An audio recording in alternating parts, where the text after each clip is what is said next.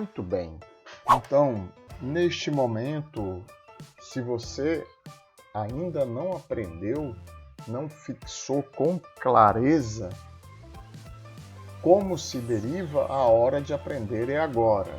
Agora nós vamos partir do conhecimento. Este é sempre o nosso ponto de partida. Então, é muito importante, ponto de partida, a nossa tabela contendo as derivadas das funções elementares. Então, por isso, aqui estão elas. Aqui está a nossa tabela contendo as derivadas das funções elementares. Então, aqui estão todas. Se y é igual a c, y' igual a 0, aqui estão todas. Só tenho duas observações importantes, porque costumam dar problema para algumas pessoas na memória. Só gostaria de frisar isso. As fórmulas 3 e 4 e as demais fórmulas trigonométricas de 5 a 8 e de 13 a 18, que tenho a falar para ajudar a memorizar, porque em todas as vezes que eu for fazer a minha revisão, vou fazer uso, aliás, todas as vezes que eu for fazer uso da derivada, todas as vezes que eu preciso derivar, ponto de partida, eu preciso saber de memória as derivadas das funções elementares. E conhecer também, saber aplicar as regras de derivação, que é o que vamos ver agora. Vamos começar com as duas primeiras regras e assim vamos para as outras.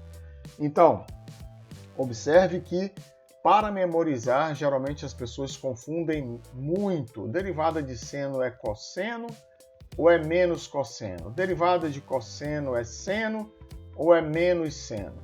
Então, vamos fazer uso aqui do nosso círculo trigonométrico. Aqui eu tenho o eixo dos cossenos, aqui eu tenho o eixo dos senos. Então, como memorizar isso? Muitas pessoas usam essa regra mnemônica. Estou com sono para o eixo horizontal, estou sem sono para o eixo vertical. Então, a direção para a direita é de mais cosseno, direção para cima de mais seno. Logo, para baixo eu tenho menos seno e para a esquerda menos o cosseno. Muito bem. Então, derivada de seno. Então, eu vou girar isto aqui para o lado direito. Derivada de seno, D de derivada, D de direita, giro para a direita, aqui está mais cosseno, derivada de seno é mais cosseno. Ao passo que derivada de cosseno, continuo girando para a direita, D de derivada, D de direita, derivada de cosseno é menos seno. Então aqui está, derivada de cosseno é menos seno. Poderia continuar girando, derivada de menos seno é menos cosseno, derivada de menos cosseno volta a ser mais o seno. Perfeito? Então, um auxílio aqui para quem quer memorizar. E uma outra coisa em relação às funções trigonométricas, para que não nos confundamos, porque vemos que elas são todas muito parecidas, especialmente as dos arcos, aqui embaixo. Arco seno, arco cosseno, arco tangente, arco cotangente, arco secante, arco cossecante. Então eu vejo novamente que a única diferença do arco seno para o arco cosseno é o sinal menos. A única diferença do arco tangente para o arco cotangente é o sinal menos. A única diferença do arco secante para o arco cossecante é o sinal menos. Muito bem, então existe aqui esse bordão aqui em relação às funções trigonométricas todas, então digamos que quem tem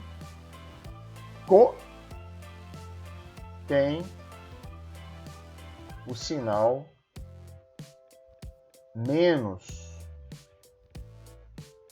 certo? Então vamos ver.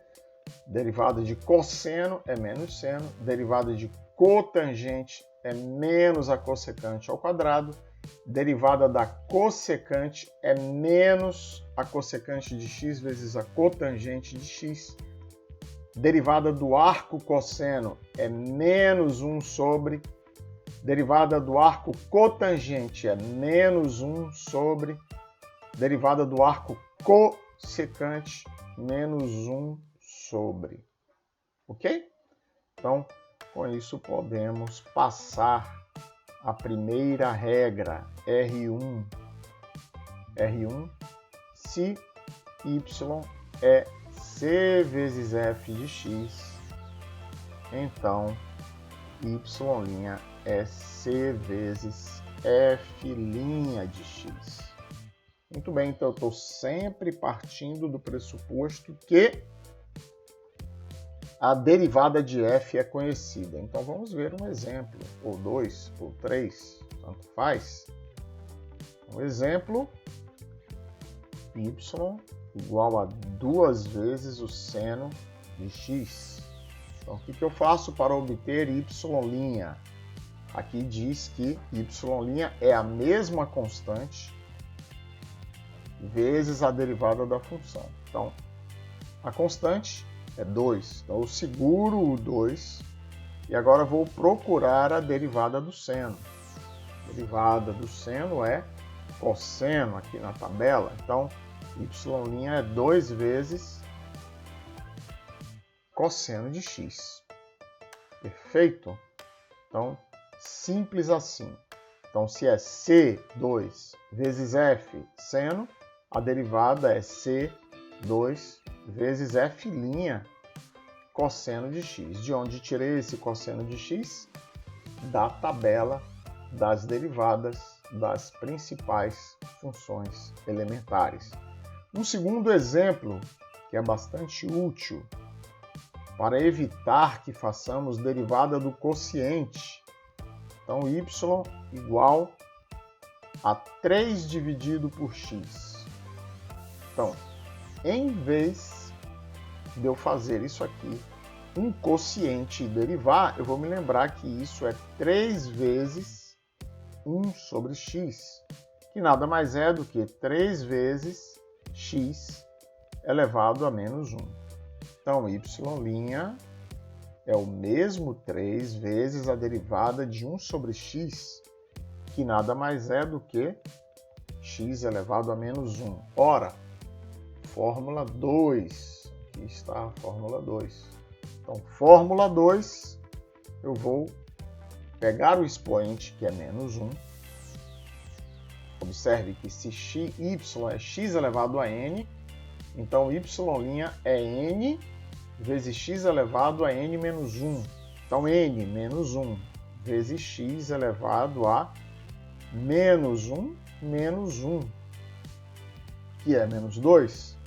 Então, aqui eu tenho derivada 3 vezes menos 1, 3 vezes menos 1 sobre x ao quadrado, que é a mesma coisa que menos 3 sobre x ao quadrado. Lembrando, pessoal, que qualquer número elevado a um expoente negativo é igual ao seu inverso elevado a expoente positivo. Então, vejamos aqui esses exemplos. Então, o que é 2 elevado a menos 3? Ora, um número, qualquer número elevado a expoente negativo, é igual ao seu inverso, o inverso de 2 é meio, elevado a um expoente positivo, 2 ao cubo. Então, 2 elevado a menos 3 é 1 sobre 2 ao cubo, que é 1/8. Certo?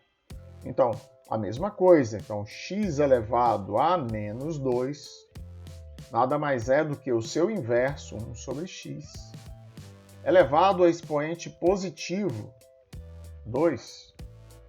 Ao contrário, 1 sobre x, x elevado a menos 1.